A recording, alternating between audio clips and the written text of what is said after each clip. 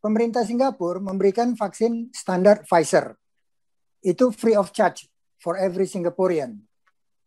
Kemudian dia memasukkan Sinovac, namanya Sinovac 9. Kemudian ada seorang dokter yang PhD yang sangat terkenal di Singapura mengeluarkan suara bahwa dengan adanya Pfizer itu, dia mengatakan kelihatannya virus tidak terlalu efektif dalam melawan Delta itu karena beberapa dokter dan nurse yang ada di Singapura sakit dan meninggal. Sebaiknya Anda simak isi video ini sampai selesai supaya tidak gagal paham sebelum Anda komentar. Dan jangan lupa subscribe bagi Anda yang belum subscribe. Karena subscribe di sini gratis guys. Dan bagikan link reaksi Nusantara ke media sosial lainnya supaya teman Anda bisa berbagi pengalaman bersama kita di reaksi Nusantara. Terima kasih dan selamat menyimak. Ya, baik. Pak Gajah Mada, ya. Itu informasi mengenai vaksin itu memang simpang siur. Sebagai contoh begini, pemerintah Singapura memberikan vaksin standar Pfizer. Itu free of charge for every Singaporean.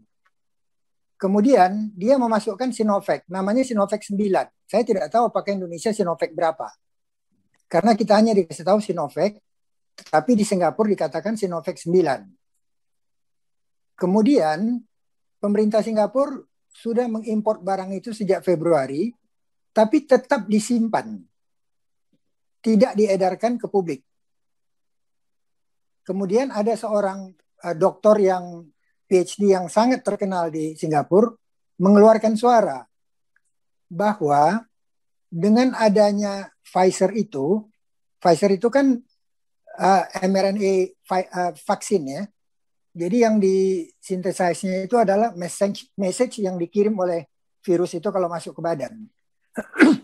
Dia mengatakan kelihatannya virus tidak terlalu efektif dalam melawan Delta itu karena beberapa dokter dan nurse yang ada di Singapura sakit dan meninggal setelah disuntik Pfizer tetapi terkena Delta.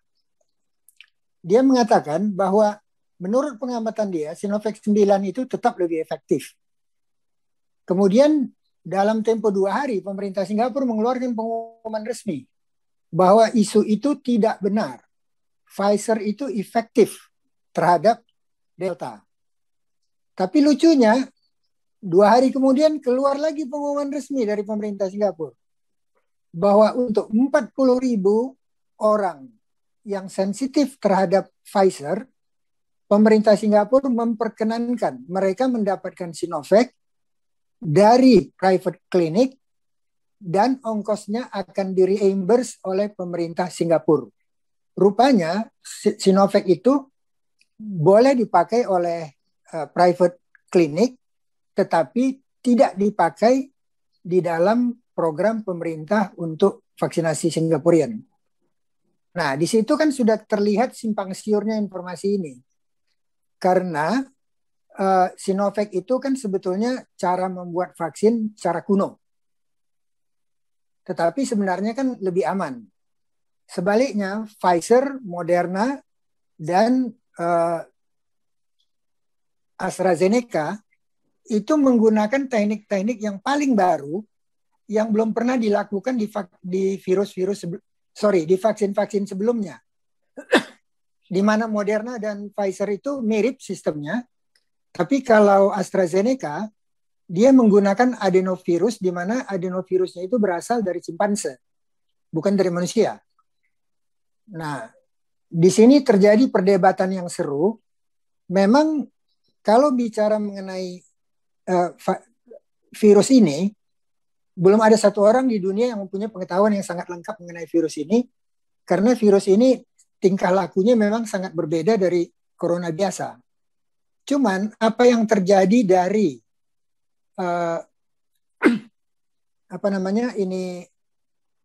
bermutasinya virus itu, yang terjadi perubahan sebetulnya bukan pada inti virus, sama dengan dengan SARS sebelumnya, tetapi protein spike-nya itu. Jadi duri-duri yang ada di kulitnya si virus itu yang berbeda, Pak. Jadi panjangnya berbeda, banyaknya berbeda, ketajamannya berbeda. Hal-hal seperti ini yang membedakannya, membuat dia lebih virulen, membuat dia lebih cepat untuk menginfeksi. Tapi sebenarnya pada dasarnya, kalau menurut penelitian seorang peneliti PhD graduate dari Australia, ahli molekuler, dia mengatakan manusia normal itu seharusnya mampu menahan virus corona ini. Kalau dia dalam keadaan sehat, seharusnya dia mampu, karena virus ini sebenarnya bukan luar biasa kuat.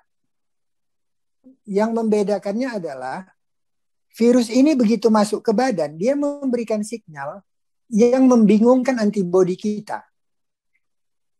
Itu bisa terjadi sampai 5-6 hari. Setelah antibodi kita mengenal dia, dalam tempo 5-6 hari itu, karena dia sudah masuk ke dalam darah, dia beredar ke seluruh tubuh, langsung merusak banyak bagian, seperti otak, jantung, hati, buah pinggang, usus, limpa, paru-paru. Nah, apa yang dia lakukan itu akan diteruskan oleh berbagai bakteri dan virus yang ada di dalam badan kita. Jadi sebenarnya manusia itu kan tidak pernah bebas virus, tidak pernah bebas bakteri. Tetapi selama virus itu dan bakteri itu kalah kuat dari badan kita, maka mereka tidak bisa membuat kita sakit. Tetapi begitu virus itu menyerang, badan kita menjadi lemah, kemudian dia bisa merusak banyak bagian di badan, di mana kerusakannya itu akhirnya dipestaporakan oleh virus dan bakteri yang ada di badan kita sendiri.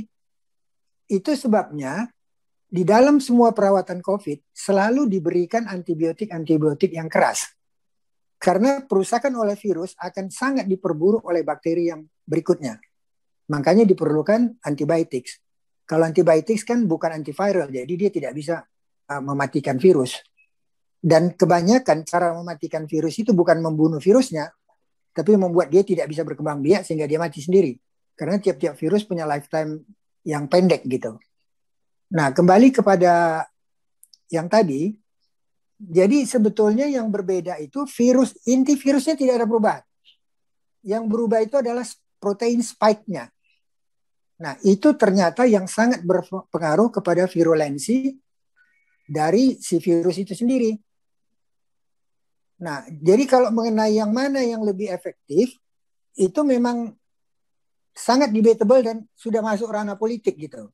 Cuman ada satu hal yang saya lihat secara umum tidak dijelaskan oleh pemerintah kita secara detail.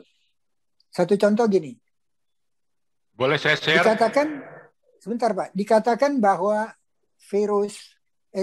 vaksin Pfizer itu bisa sampai 9, ada yang 91, ada yang 95, ada yang 96% efikasinya.